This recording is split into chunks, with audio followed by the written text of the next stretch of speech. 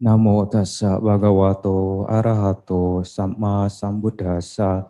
Namo tassa bhagavato arahato samma sambuddhassa. Namo tassa bhagavato arahato samma sambuddhassa. Pati rupa desa cawasoca pubbe cakata punyata atta sama pane dihica eta manggala mutamanti. Bertempat tinggal di tempat yang sesuai, memiliki timbunan kebajikan di masa lampau, membimbing diri dengan benar, itulah berkah utama. Para Bante yang saya muliakan, para Dhamma Duta, dan juga para organisasi-organisasi yang lainnya, Bapak Ibu sekalian, upasaka-upasika yang saya hormati, selamat sore, Namo Buddhaya. Ya pada sore hari ini ya saya mendapat kesempatan ya untuk sedikit bersama-sama kita belajar, berbagi, mendalami Dhamma ajaran Sang Buddha dan rangka SPD atau biasa kita kenal di kalangan umat Buddha ya bisa sepekan, bisa sebulan, seminggu pendalaman Dhamma. Ya intinya memperdalam atau menghayati Dhamma dan rangka menyambut bulan depan ya perayaan Waisak. Ya biasa tiap-tiap tahun kita umat Buddha Indonesia melakukan kegiatan seperti ini, kegiatan yang baik. Walaupun mungkin saat ini masih suasana pandemi ya lanjutan dari tahun lalu sampai sekarang masih terasa ya kita masih diinstruksikan untuk waspada, jaga diri, akan tetapi tidak mengurangi umat Buddha dan juga para Bante tetap berlatih sesuai dengan protokol, sesuai dengan anjuran kewaspadaan yang sama-sama kita jaga demi kita semua. Pada sore ini saya coba sedikit ya berbagi Dhamma ya untuk kita semua sama-sama belajar ya mengenai tema bagaimana suatu kehidupan di tengah masyarakat itu kita bisa berbahagia. Ya tentu di sini bahagia bukan hanya untuk diri kita sendiri. Dhamma ajaran Sang Buddha menuntun diri kita untuk berlatih lebih baik untuk diri kita sendiri. Akan tetapi karena kita tinggalnya di tengah masyarakat, berhubungan dengan pihak lain, orang lain, atau kelompok lain, tentu kebahagiaan yang kita harapkan itu tidak mudah dan terkadang menjadi tantangan tersendiri buat umat Buddha, khususnya untuk bisa berhubungan dengan baik. Karena dengan suatu hubungan yang selaras, yang harmoni, akan bisa berdampak kebahagiaan. Andai kata seseorang dia sudah bisa praktik Dhamma, berlatih Dhamma, dia sudah bisa berbahagia dalam dirinya sendiri. Akan tetapi saat dia berinteraksi, berhubungan dengan pihak lain atau kelompok lain, tidak jarang atau kebanyakan menjadi tantangan tersendiri atau mengalami kendala. Ini menjadi suatu polemik, menjadi suatu tantangan buat diri kita. Banyak sekali di masyarakat kita jumpai banyak konflik-konflik atau suatu pertentangan dalam kelompok atau diri sendiri dengan individu lain tidak selaras. Nah di sini kita umat Buddha berbahagia sekali. Mengikut ajaran Buddha berbahagia sekali. Mengapa? Sang Buddha sangat jelas memberikan tuntunan kepada pengikutnya, kepada murid-muridnya, bagaimana menjalin suatu hubungan yang selaras, yang harmoni, yang bisa berdampak terhadap kehidupan yang rukun. Nah, jadi harapan ingin hidup bahagia, berinteraksi, berteman, bergaul dengan orang lain, ya bisa sama-sama berbarengan.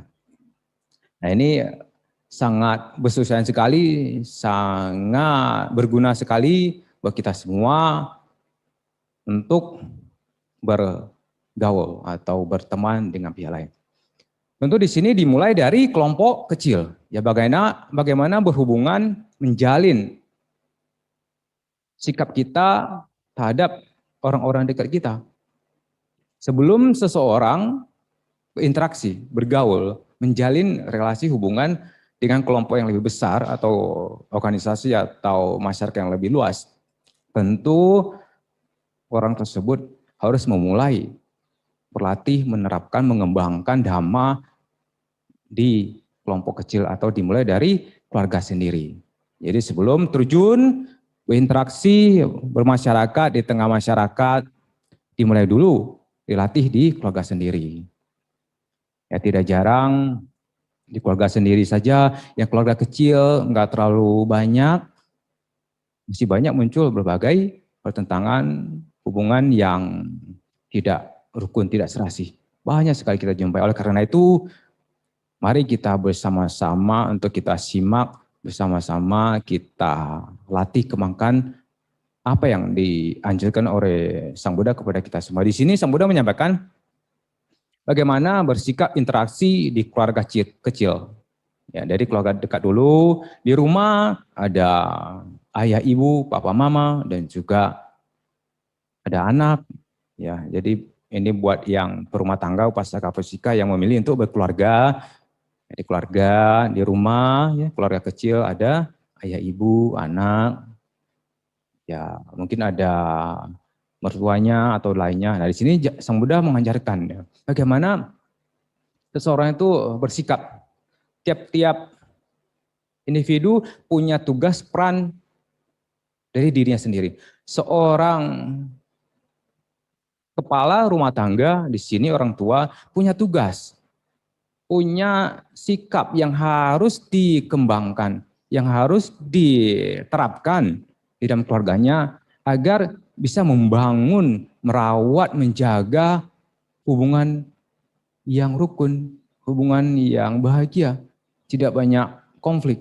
Memang saat kita berinteraksi, sedikit banyak akan timbul atau muncul berbagai percikan-percikan perbedaan pendapat atau friksi, ya itu wajar saja dalam hal berhubungan. Akan tetapi dengan kita menerapkan apa yang disampaikan oleh Sang Buddha, setidaknya suatu konflik atau percikan-percikan yang menjadi masalah besar itu bisa kita redam. Jadi sumber dari pertikaian dalam berhubungan itu bisa kita redam dengan menerapkan dhamma yang disampaikan oleh Sang Buddha. Nah di sini dimulai dari seorang ayah.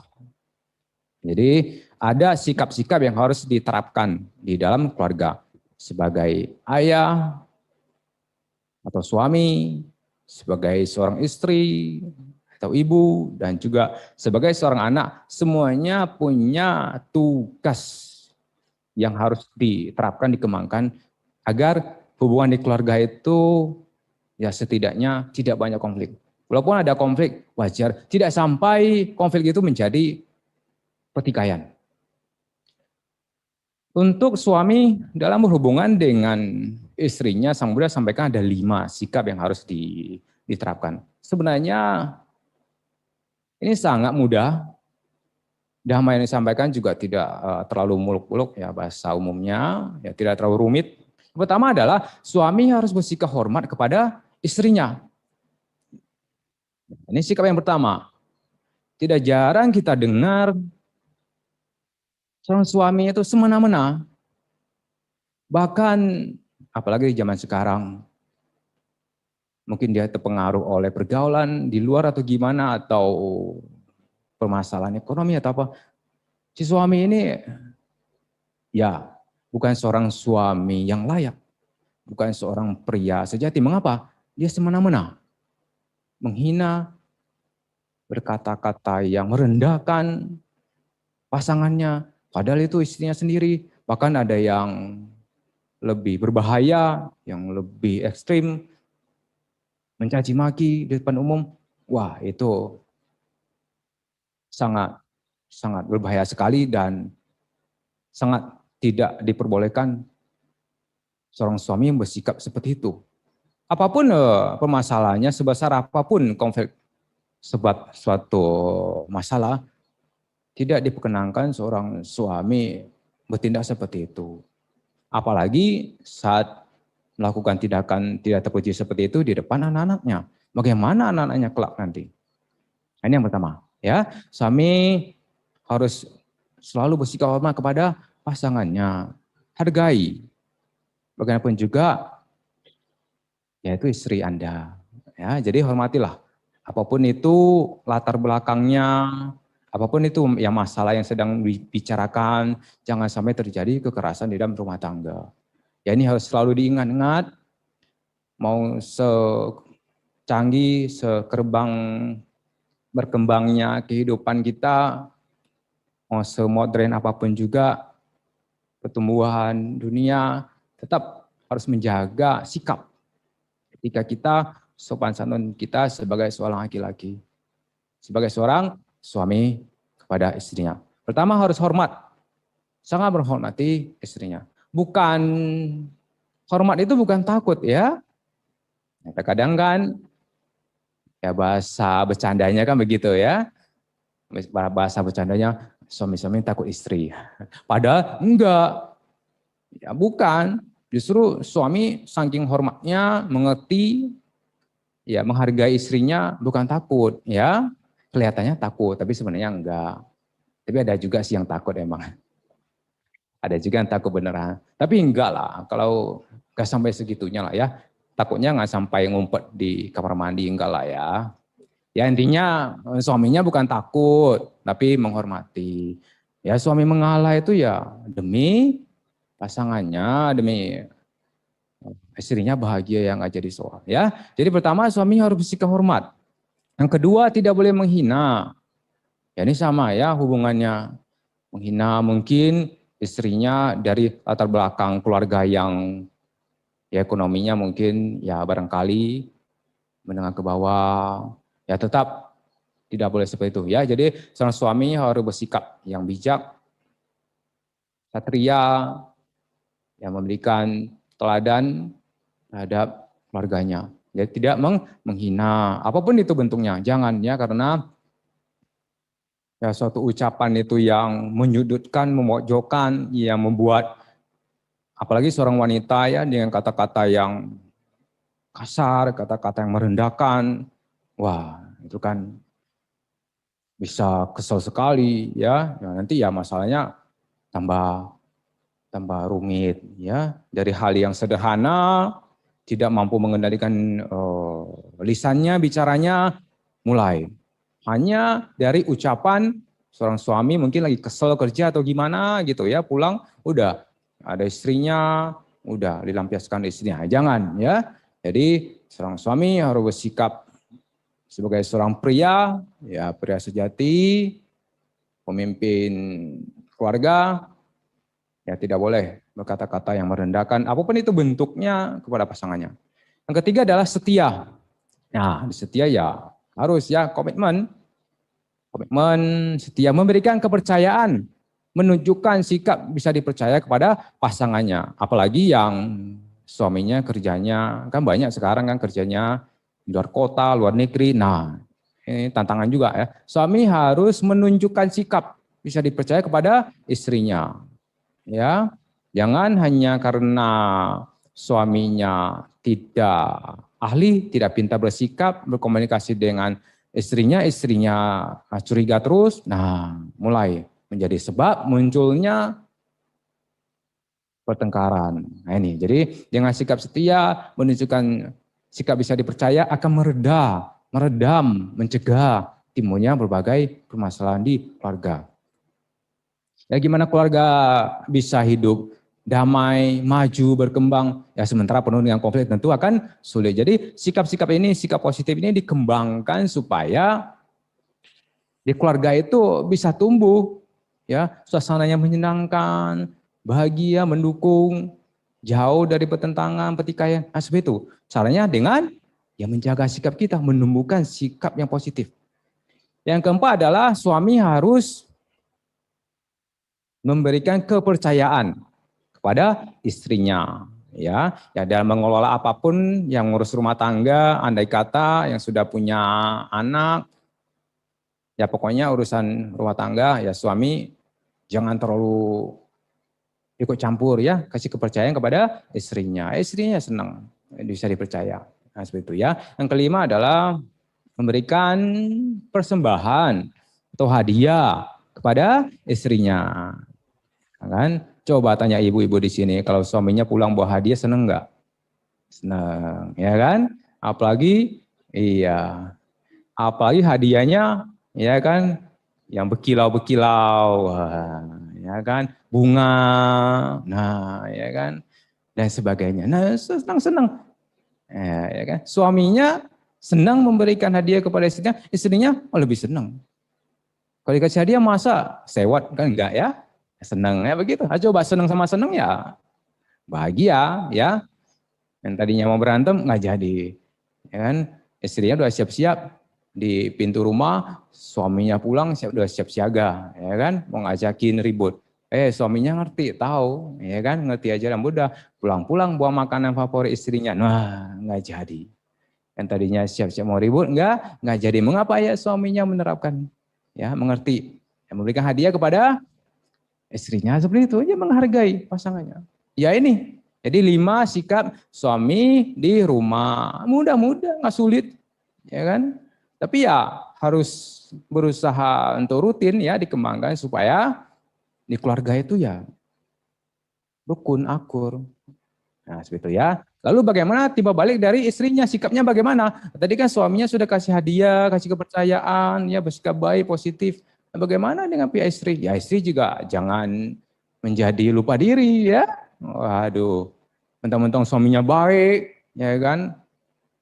Materinya banyak, udah kelayapan gak diurusin. Nah, ini juga jadi sumber. Yang pertama adalah sikap istri adalah menunaikan tugas ya dengan benar ya, laksanakan tugas dengan baik. Nah gitu ya, tugasnya merawat anaknya, merawat suaminya dan lain-lain sebagainya dilaksanakan dengan baik. Suaminya senang.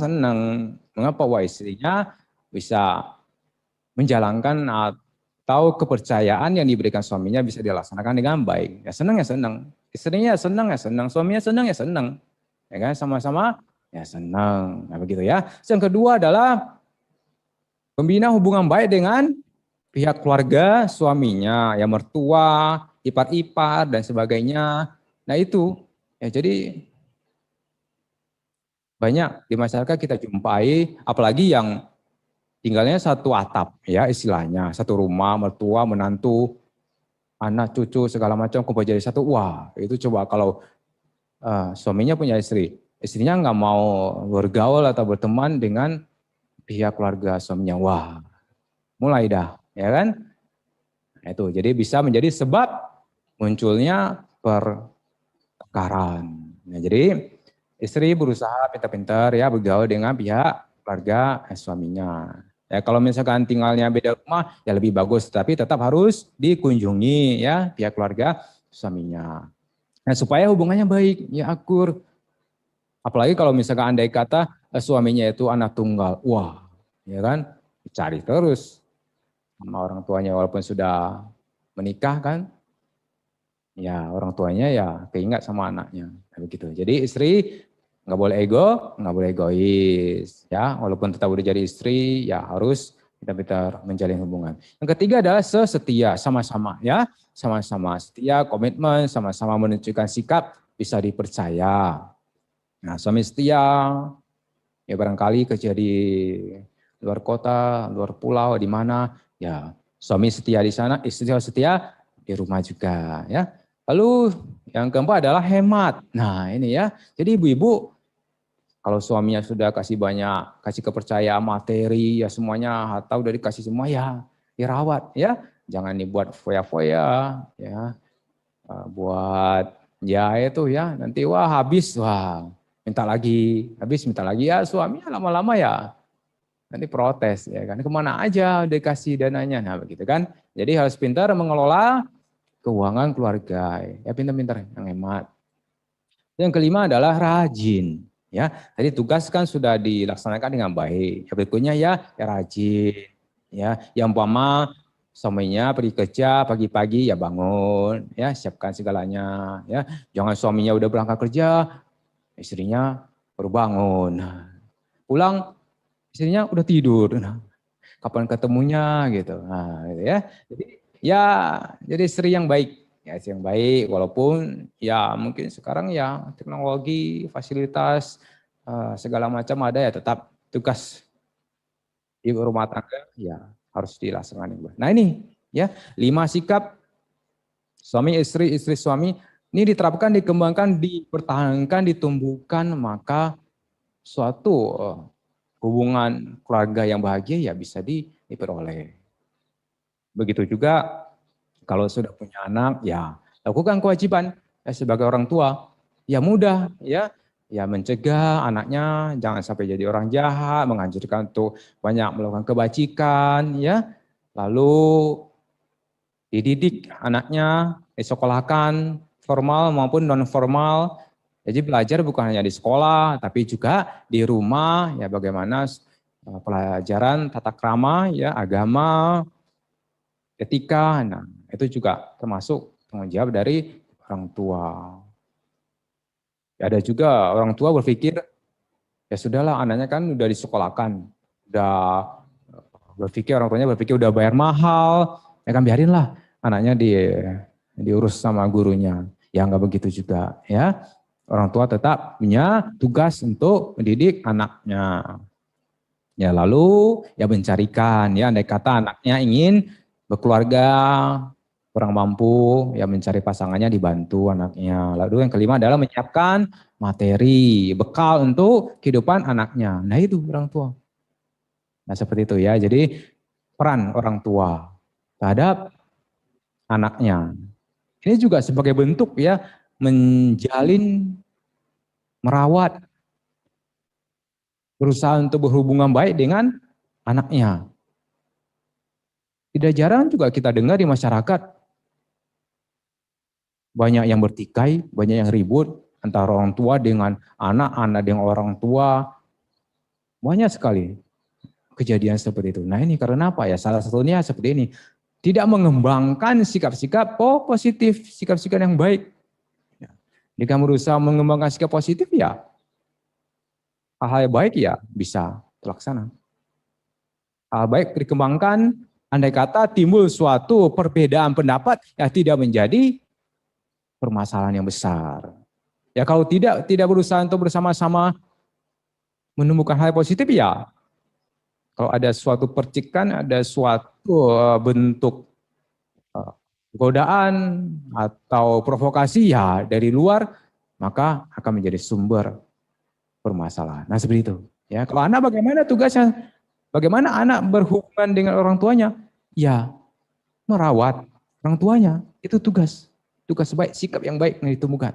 Merawat, membantu, menjaga tradisi yang baik di keluarga, menjadi seorang anak yang pantas, disayang oleh orang tuanya bagaimana? Ya menjadi anak yang baik, patuh, nurut, nah seperti itu. Ya lalu melakukan limpahan jasa, andai kata orang tuanya kalau sudah tidak ada seperti itu. Jadi sikap-sikap positif ini ditumbuhkan, ya berusaha. Setiap individu di keluarga punya tugas masing-masing sesuai dengan peran. Sebagai anak, lakukanlah, kembangkanlah sikap seperti ini. Sebagai seorang kepala rumah tangga, suami istri, ya kembangkan sikap-sikap positif seperti ini. Nah, jadi hal seperti inilah ya dhamma ajaran Sang Buddha untuk berumah tangga dikembangkan, dilatih setiap saat, maka kehidupan akan lebih baik. Nah baru setelah di keluarga, di rumah sudah dibina dengan baik, sudah bahagia, sudah terlatih, baru seseorang terjun bergaul dengan masyarakat, lingkungan, tetangga, ya dengan organisasi yang lebih besar. Belum lagi nanti dia jadi pemimpin ya, perusahaan, pemimpin rakyat. Nah itu coba, itu beda lagi ceritanya. Karena berhubungan dengan pihak-pihak lain, bukan keluarga lagi. Nah, itu beda lagi ceritanya. Mas itu. Jadi dimulai dari diri sendiri dan keluarga dekat. Setelah mampu berlatih, baru seseorang terjadi masyarakat dan berusaha mengembangkan sikap-sikap yang baik di tengah masyarakat. Nah, seperti itu. Ya, jadi ini yang saya sampaikan ya mengenai suatu kehidupan yang baik, ya, kehidupan yang harmoni, bahagia, selaras, ya. Kalau sudah seperti itu ya kita akan bahagia. Kehidupan kita jadi bahagia, baik, tumbuh berkembang, bersinar, ya, cemerlang, ya kita bisa maju dan damai seperti itu. Ya.